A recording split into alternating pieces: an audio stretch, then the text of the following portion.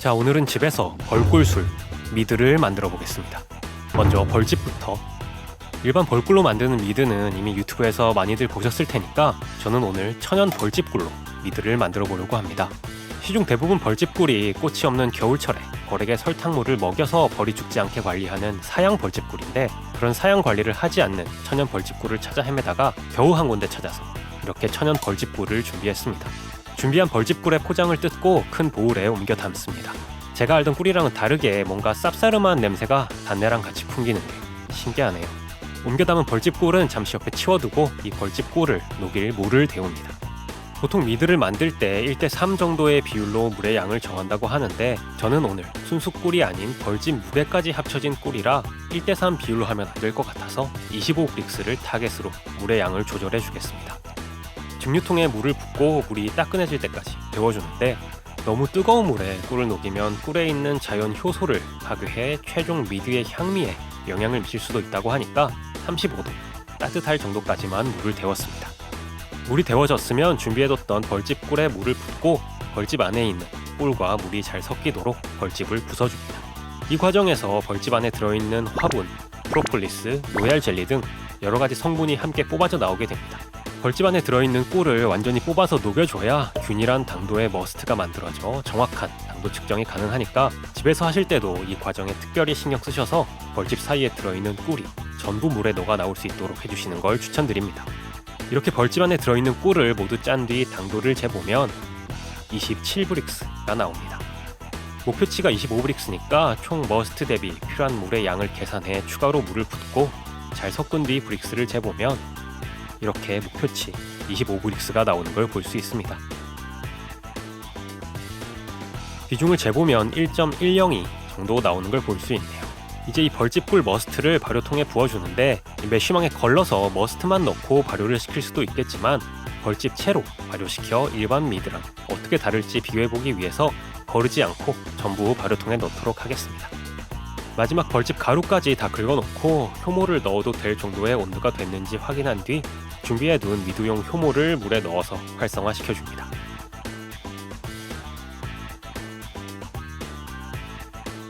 (15분) 동안 효모 활성화를 시켰으면 이 효모를 발효통에 붓고 잘 섞은 뒤 입구 부분을 소독용 알코올로 한번 닦은 다음 에어락을 설치한 뚜껑을 닫아 발효할 준비를 마칩니다.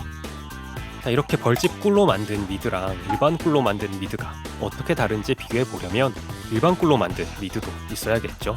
벌집꿀 판매자분께 문의했는데 해당 벌집꿀이 자포화 벌집꿀이라고 하셔서 천연 자포화 벌꿀을 따로 구매했고요. 이 벌꿀을 이용해서 미드를 만든 뒤 벌집꿀 미드랑 비교해 보도록 하겠습니다. 벌집꿀이랑 같은 25브릭스를 맞추기 위해서 저울의 무게를 재며 꿀을 보울에 담은 다음 마찬가지로 증류통에 물을 부어서 35도 따뜻한 정도가 되도록 물을 데워줍니다. 일반 꿀로 만드는 미드는 훨씬 쉬운데요. 그냥 꿀에 따뜻한 물을 넣고 저어서 녹여주기만 하면 됩니다.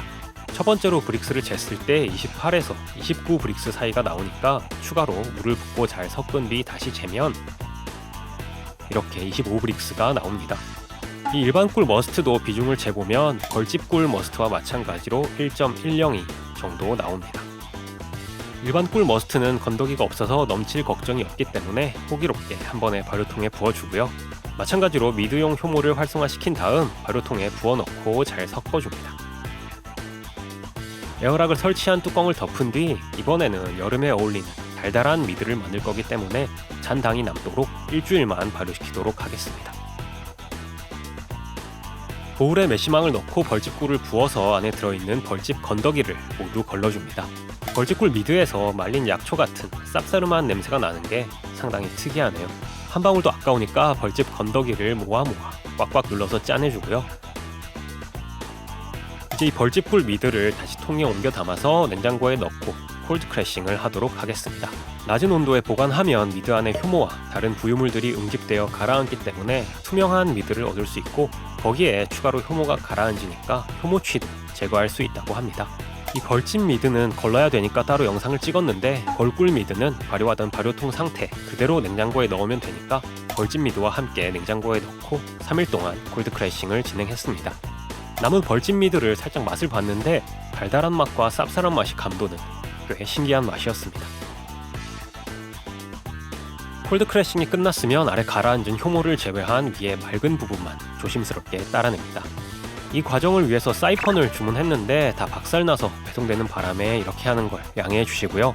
집에서 하실 때는 사이펀을 이용하시면 저보다 더 깔끔한 미드를 얻으실 수 있으니까 사이펀을 이용하시는 걸 추천드립니다. 최대한 효모가 섞이지 않도록 따라냈으면 이제 깨끗이 씻은 병에 병입을 합니다. 저는 1.8kg 벌집꿀로 대략 750ml 5병의 벌집 미드를 만들었습니다. 다음은 벌꿀 미드죠. 뚜껑을 열어보면 이렇게 아래쪽에 효모 찌꺼기들이 얌전히 가라앉은 걸 볼 수 있습니다. 마찬가지로 최대한 효모 찌꺼기가 안 섞이도록 조심스럽게 따라냅니다. 그리고 벌집 미드와 마찬가지로 병입을 합니다. 일반 벌꿀 미드 6병을 병입했으면 스파클링 미드도 한번 만들어 보고자 남은 미드에 추가로 꿀을 넣어 당분을 추가하고 잘 섞어줍니다. 일단 일반 벌꿀 미드 뚜껑을 먼저 하나씩 닫고 냉장고에 보관합니다. 당분을 추가한 스파클링용 미드는 2차 발효가 필요하니까 맥주병에 병입을 하고 크라운 캐핑을 한 뒤 실온에서 추가로 일주일간 발효를 한 다음 하루 동안 냉장고에서 차갑게 한 뒤 마셔보겠습니다. 자, 드디어 미드가 완성됐습니다. 우선 첫 번째로 천연 벌집꿀로 만든 미드 마셔보겠습니다. 콜드 크래싱을 거쳤는데도 완전히 투명해지진 않은 게 보이는데요. 개인적으로는 벌집에 포함되어 있던 프로폴리스나 화분은 콜드 크래싱으로 가라앉지가 않는 게 아닌가 추측해봅니다. 우선 맛있습니다. 스파클링 미드 숙성시키는 일주일 동안 병 안에서 추가 숙성이 일어난 건지 잔잔하게 일어나는 기포의 느낌이 제일 먼저 느껴지고요. 다음으로 쌉싸람이 가실 때쯤 혀를 묵직하게 누르는 바디감이 가실 때쯤 은은하게 느껴지는 살짝 단맛이 훌륭했습니다. 제가 지금 찾아보니 밤꿀이 쌉싸람 맛이 난다고 하는데 이 벌집이 어쩌면 자파꿀 벌집이 아니고 밤꿀 벌집일지도 모르겠고, 아니면 벌집에서 나온 화분이랑 프로폴리스 때문에 이런 쌉싸람 맛이 나는 걸지도 모르겠네요. 밤꿀 경험자나 프로폴리스 경험자분 계시다면 댓글 남겨주시고요. 최종 비중을 재보면 1.032가 나옵니다. 그러니까 도수를 계산해보면 대략 9.2도 정도 나오네요. 큰 기대는 안 했지만 예상보다 훨씬 맛있게 나와서 좀 놀랐고요. 꿀로 만든 술이라고 하면 보통 생각하는 달달함이 크진 않지만 첫인상의 쌉싸람과 묵직함을 버티고 돌아서면 나중에 알듯 말듯 다가오는 은근한 달달함이 오히려 더 좋았습니다. 자, 다음은 일반 꿀로 만든 미드 차례죠. 색깔부터 굉장히 옅고 콜드 크래싱이 잘 되어서 투명한 걸 볼 수 있습니다.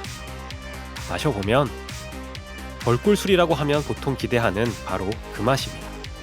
일주일 만에 발효를 끊고 냉장고에 넣어놔서 잔당이나마 달달하니 여름에 디저트 와인으로 마시면 딱일 정도의 기분 좋은 달달함입니다.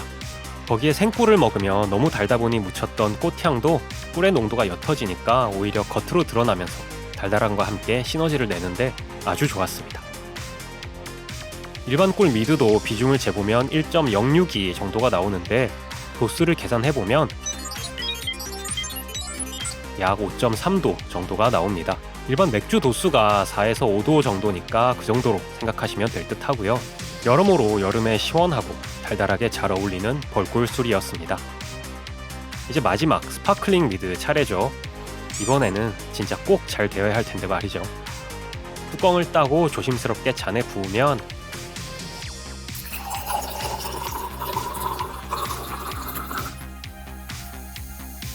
이렇게 탄산이 만들어졌습니다.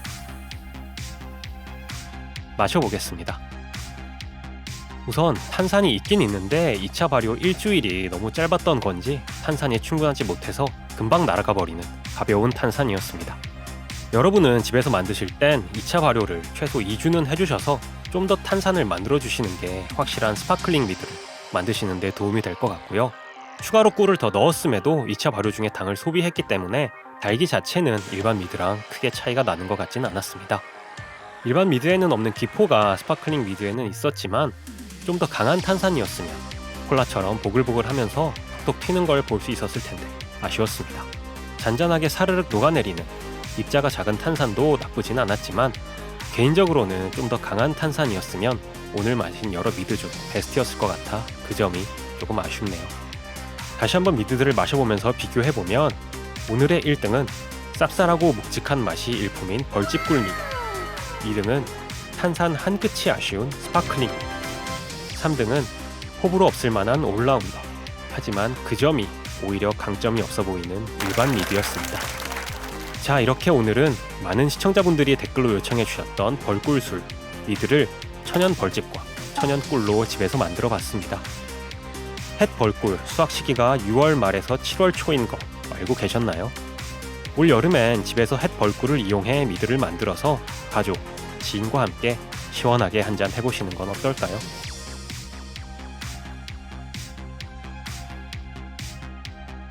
오늘도 긴 영상 봐주셔서 감사합니다. 오늘 영상이 마음에 드셨다면 구독과 좋아요, 댓글, 알림 설정 하시고 다음 영상도 놓치지 마시길 바랍니다. 저는 다음에 좀 더 재밌는 영상으로 돌아오겠습니다. 감사합니다.